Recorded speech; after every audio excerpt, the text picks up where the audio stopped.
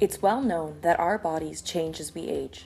Not only do we get wrinkles and have achy joints, but some significant changes occur in our bones. As we age, our bones lose mass and/or density due to a reduction in calcium and other minerals. These changes in our bones cause them to be more brittle, which leads to higher risks of fracture. When this increase in brittle or thin bones becomes severe, it is known as osteoporosis, which is estimated to affect about 75 million people in Europe, the USA, and Japan. With this large incidence of osteoporosis, there's a large burden on our medical industry. My name's Caitlin, and I'm studying a Master's of Bioengineering here at Trinity College Dublin. My thesis is based on comparing the regenerative potential of adult bone stem cells against child bone stem cells, looking for therapeutic properties. I'm doing my research in the labs at RCSI. I sat down with Professor Fergal O'Brien, Professor of Bioengineering and Regenerative Medicine here at RCSI, as well as being the lead investigator of the Tissue Engineering Research Group. We discussed some of the benefits children have for healing and how they could be unlocked as therapeutics for adults through mechanobiology. So, as you know, children have got an incredible capacity to repair and regenerate tissues.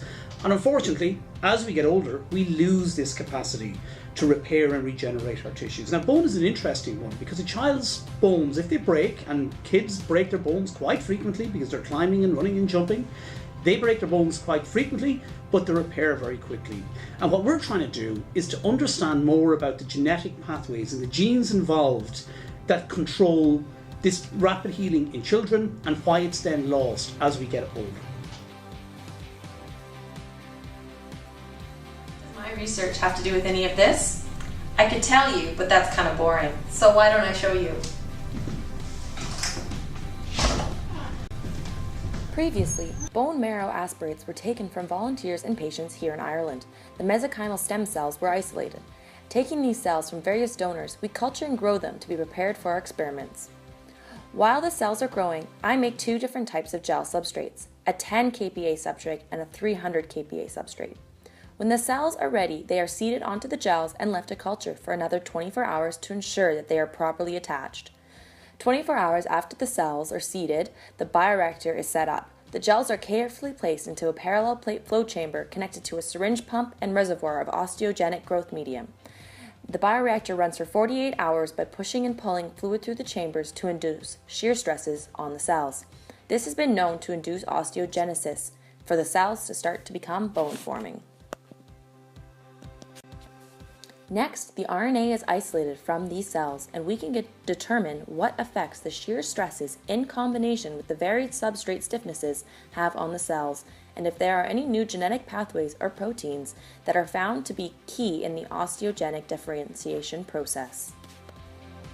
What we're trying to do really by comparing adult and children's cells on substrates of different stiffnesses is to see is there a synergistic response. For example, if we identify the genes that are involved with controlling more bone formation in children's cells and when we put those cells onto a stiffer substrate, will that exacerbate the process? Will we see a speed up and a further increased acceleration in bone formation? And by identifying these genetic targets using knowledge of mechanobiology, we're hoping to develop the next generation of biomaterials to promote tissue repair.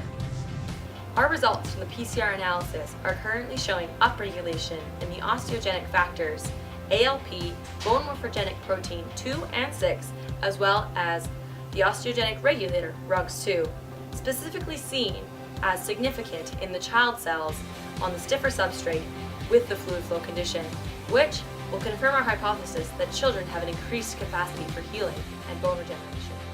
The next steps are to determine if there are any other gene targets that can be used as therapeutics. And to complete this, we will run a PCR array with 96 genes that test for osteogenesis, angiogenesis, and mechanobiology. What can we take away from all this?